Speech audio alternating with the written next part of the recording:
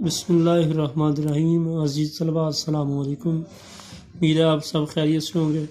پہلے بچوں، آج کے دن کا ہمارا ٹاپک اردو بے میں مکالمے کا ہے۔ مکالمہ 4 مکالمے ہم لوگ پہلے پڑھ چکے ہوئے ہیں، آج 5واں مکالمہ ہم لوگ پڑھیں گے۔ مکالمے کے حوالے سے آپ کو دوبارہ بتا دوں، مکالمہ اصل میں 2 لوگوں کے درمیان گفتگو اور بات چیت کو کہتے ہیں۔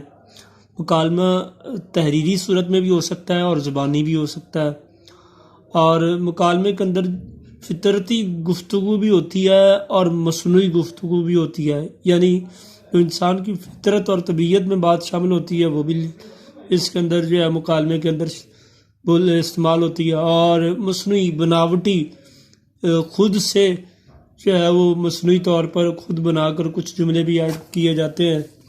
بہرحال مکالمہ بولنے والے کی ترجمانی کرتا ہے کہ وہ کس قدر علم کلام پر یعنی گفتگو بات چیت پر عبور رکھتا ہے، اور بہترین مکالمہ ایسا مکالمہ ہوتا ہے جس کے اندر مکالمہ یعنی کلام کرنے والے جو کردار ہیں ان کی حیثیت، ان کے مقام اور مرتبے کو سامنے رکھتے ہوئے، ملحوظ خاطر رکھتے ہوئے مکالمہ لکھا جائے یا مکالمہ بولا جائے۔ تو عزیز طلبہ، مکالمہ جو ہے وہ 2 لوگوں کے درمیان یا 2 سے زائد لوگوں کے درمیان گفتگو اور بات چیت کو کہتے ہیں۔ آئے ہم لوگ مکالمہ نمبر 5 جو ہے وہ ریڈ کرتے ہیں اور دیکھتے ہیں کہ اس کے اندر ہمارے لیے کون سی اہم باتیں مذکور ہیں۔ اچھا جی، کلاس میں لڑکے شور مچا رہے ہیں، استاد صاحب کے آتے ہی خاموشی چھا جاتی ہے۔ استاد، مکالمے کے اندر کرداروں کے نام کے بعد عزیز طلبہ یہ علامت لگائی جاتی ہے، اس علامت کا نام رابطہ ہے۔ انس، یہ نام کے بعد یہ ندائیہ کی علامت ہے۔ جب کسی کو مخاطب کیا جائے تو مخاطب کرنے کے بعد اس کے نام کے بعد جو سی علامت لگائی جاتی ہے یہ ندائیہ کی علامت لگائی جاتی ہے۔ بتائیے پاکستان کب وجود میں آیا تھا؟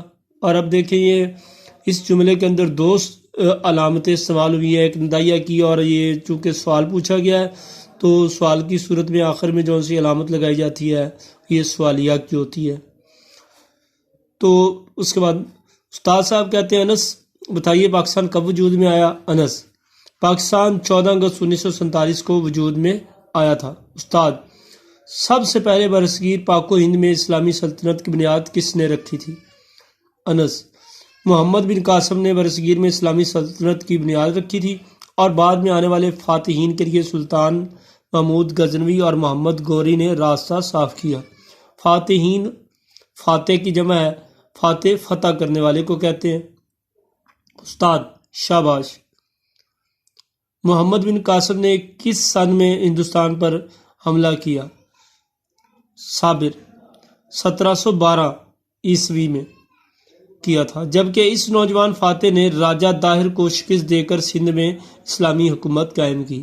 عزیز طلبہ، راجہ طاہر یقیناً آپ لوگوں کو یاد ہوگا کہ آپ لوگوں نے 8 کلاس کی بک کے اندر اسلامیات میں یا کسی اور کلاس میں شاید محمد بن قاسم کے عنوان سے جو ہے وہ اس کی سیرت کے کچھ واقعات پڑھے ہوں گے۔ تو محمد بن قاسم نے راجہ طاہر کو سندھ میں شکست دی تھی، ایک طویل واقعہ ہے۔ استاد، سلطان محمود غزنوی نے ہندوستان پر کتنے حملے کیے اور اسلامی حکومت کو کس قدر وسعت ملی، یعنی اسلامی حکومت کس قدر وسیع ہوئی، پھیلی؟ امیر الحسن، سلطان محمود غزنوی نے ہندوستان پر 17 حملے کیے اور پنجاب سندھ کو اسلامی حکومت میں شامل کیا۔ استاد، سلطان محمود غوری نے دہلی کو فتح کیا اور اسلامی سلطنت کی حدود کو وسعت دی۔ اب بتائیے کہ مستقل اسلامی سلطنت کا بانی کون تھا؟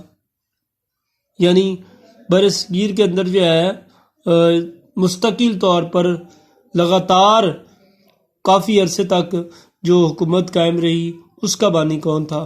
عبداللہ، ہندوستان میں مستقل اسلامی حکومت کا بانی سلطان قطب الدین ایبک تھا۔ اس کے بعد خلجی، تغلق، اور تغلق کے بعد لودھی خاندان حکمران رہے۔ استاد، مغلیہ خاندان کا بانی کون تھا اور اس دور کے مشہور حکمرانوں کے نام بتائیے۔ محمود الحسن۔ مغلیہ خاندان کے بانی کا نام ظہیر الدین بابر تھا۔ اس خاندان کے مشہور بادشاہ ہمایوں، اکبر، جہانگیر، شاہ جہاں، اورنگزیب اور بہادر شاہ ظفر ہیں۔ استاد، ہندوستان پر 1000 سالہ اسلامی حکومت کا خاتمہ کس بادشاہ پر ہوا؟ مقصود احمد۔ ہندوستان میں مسلمانوں کی 1000 سالہ حکومت بہادر شاہ ظفر پر ختم ہوئی اور انگریز ہندوستان کے حاکم ہو گئے۔ استاد، پاکستان کس طرح قیام پذیر ہوا، یعنی کس طرح قائم ہوا، کیسے جو ہے وہ وجود میں آیا؟ طاہر، برصغیر پاک و ہند میں مسلمانوں کی حالت نہایت ابتر ہو گئی تھی۔ انگریز اور ہندو دونوں مسلمانوں پر مظالم کے پہاڑ توڑ رہے تھے۔ علامہ اقبال نے قوم کو جگایا، جھنجھوڑنا، جگانا مطلب ان کو یہ بات جتلانا کہ تمہاری حقیقت کیا ہے جو تم بھولے بیٹھے ہو۔